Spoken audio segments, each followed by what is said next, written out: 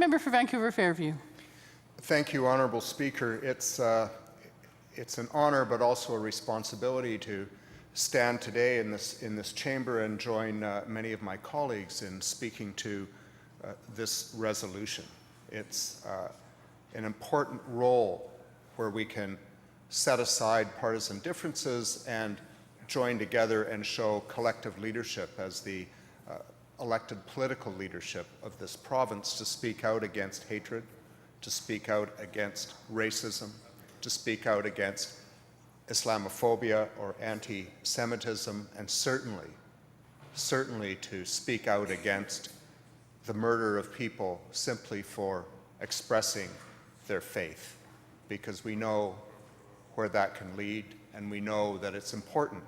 for political and community leaders to speak out. Honourable Speaker, I want to speak a little bit personally in my remarks today as a child of Holocaust refugees who were given sanctuary in this country, from whom I learned much, who talked to me in not a frightening way, but in a teaching way about what it means to grow up and live in a country where hatred takes hold, where hatred becomes normalized, and where hatred can escalate to the worst possible expressions of genocide if unchecked. And I remember very clearly my mother talking to me about her own feelings about what happened to her in Poland as a Polish Jew, what happened to her relatives as victims of the Nazi regime, telling me she wanted me to understand that, but she also wanted me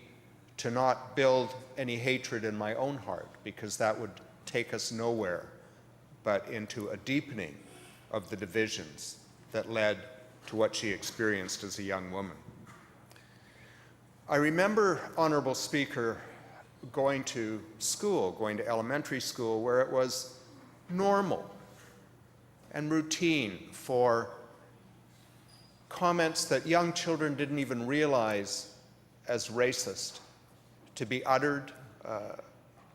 caricatures of particular religions or races. And I remember as a young child, because no child wants to be different,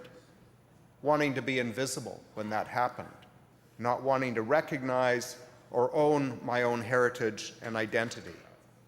And it took many years for me to get over that, for me to summon the courage as a young man to speak out against racism, Islamophobia, anti-Semitism, other forms of discrimination, not so much in a way to denounce the people who may have uttered them without understanding their impact, but simply to use it as an educational moment.